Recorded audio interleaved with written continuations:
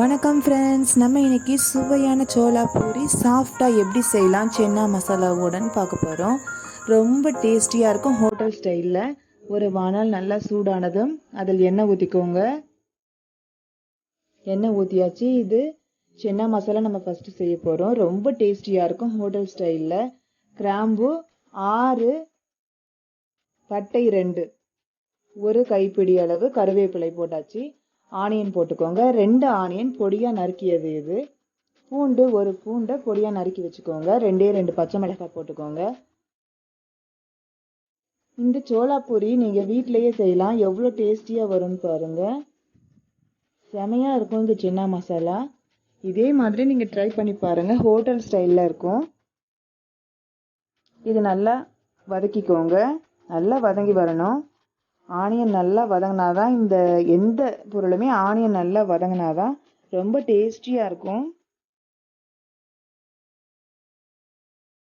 Onion நல்லா வதங்கிக்கிட்டு இருக்கு. லேசாக சால்ட்டு சேர்த்துக்கோங்க.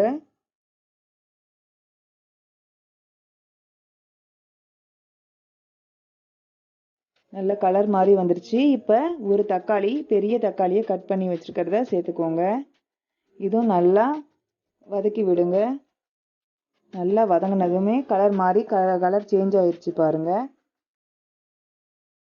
இந்த ஸ்டேஜில் தனியா பொடி நம்ம சேர்த்துக்கலாம். 1 ஸ்பூன் தனியா பொடி போடுறேன். 1 ஸ்பூன் தனியா பொடி போட்டால் 2 ஸ்பூன் மிளகாய் பொடி, தனி மிளகாய் பொடி நம்ம சேர்க்க போகிறோம்.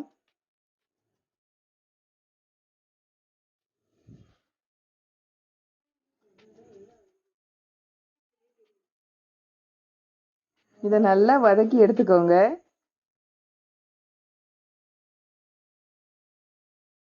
பாருங்க, நல்லா தனியா பொடியும் மிளகாய் பொடியும் நல்லா வதங்கி வந்துருச்சு.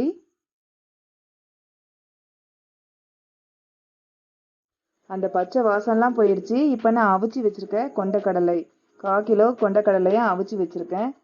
ஒரு 8, 9 விசில் வச்சு நீங்கள் அவிச்சு எடுத்துக்கோங்க. பாருங்க, தோல் அப்படியே வெளியே வந்திருக்கு, வெடிச்சு வந்திருக்கு நல்லா கொண்டக்கடலை. இந்த மாதிரி ஸ்டேஜில் இருந்தால் தான் கொண்டக்கடலை சென்னாவுக்கு ரொம்ப டேஸ்ட்டாக இருக்கும். ரொம்ப ரொம்ப டேஸ்டியாக இருக்கும். பாருங்கள், இந்த கொண்டக்கடலையை போட்டு நல்லா கிளறி விட்டுக்கோங்க. இது கொஞ்சம் கொதிச்சு வரட்டும். இது கொதிச்சு வர்றதுக்குள்ள நம்ம இது கூட ஆட் பண்ணக்கூடிய தேங்காய் எல்லாமே எப்படி நம்ம சேர்க்கலான்னு பார்ப்போம்.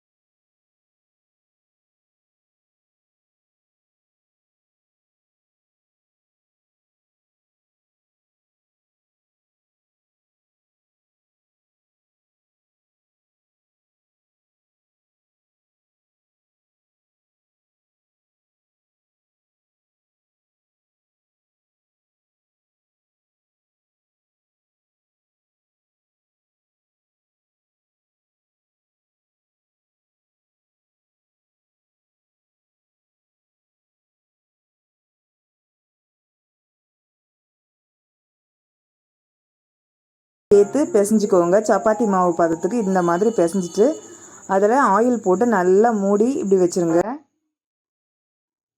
எண்ணெய் காயட்டும். எண்ணெய் காஞ்சிருச்சு. இப்போ நம்ம பிசைஞ்சு வச்சுருக்கிறத ரொம்ப ஹார்டாக உருட்டாமல் ஸ்மூத்தாக எடுத்து சப்பாத்தி மாதிரி போட்டுக்கோங்க.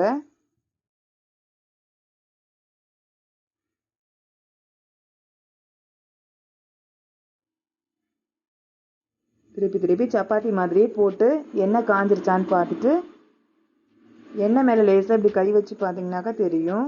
ஆவி அப்படியே சூடான ஆவி வந்துருச்சுன்னா எண்ணெய் காஞ்சிருச்சுன்னு அர்த்தம். இது எல்லாருக்குமே தெரியும். முதல்ல நீங்கள் ஃபஸ்ட்டு சோளாபூரி அப்படி செய்கிறீங்கன்னாக்கா எண்ணெய் காஞ்சிருச்சான்னு தெரியலனாக்கா கொஞ்சம் போல் மாவை கூட நீங்கள் எடுத்து உள்ளே போட்டு பார்க்கலாம். பாருங்கள், எண்ணெய் நல்லா கொதிச்சிருச்சு. இந்த ஸ்டேஜில் நீங்கள் போட்டுருங்க. நீங்கள் போட்டு வச்ச பூரியை ரொம்ப டேஸ்டியாக இருக்கும். இது ரொம்ப சாஃப்டாக இருக்கும். நம்ம சுகர் ஆட் பண்ணியிருக்கிறதுனால மாவு பிசைகிறது சாஃப்டாகவே பிசையுங்க, ஹார்டாக பிசையாதீங்க. நம்ம பரோட்டா சப்பாத்தி அந்த மாதிரி ஐட்டமுக்கு தான் ஹார்டாக பிசையணும். நீங்கள் அப்படியே 2 விரலால் அப்படியே பிச்சு சாப்பிட்றலாம். ரொம்ப சாஃப்டாக இருக்கும் இந்த சோளாபூரி. ஹோட்டலில் போய் வாங்க வேண்டியதே இல்லை. பிள்ளைங்களுக்கு வீட்லேயே சுவையாக செஞ்சு கொடுக்கலாம். பாருங்கள், அழகாக உப்பி சோளாபூரி. நீங்கள் ஊரெல்லாம் வைக்க வேண்டியதில்லை, பிசைஞ்சிட்டு உடனே செஞ்சிடலாம். சுவையான சோளாபூரி தயாராகிருச்சு சென்னா மசாலாவோட. கண்டிப்பாக நீங்கள் ஹோட்டலில் வாங்காமல் வீட்லேயே இதை மாதிரி ட்ரை பண்ணி பாருங்கள்.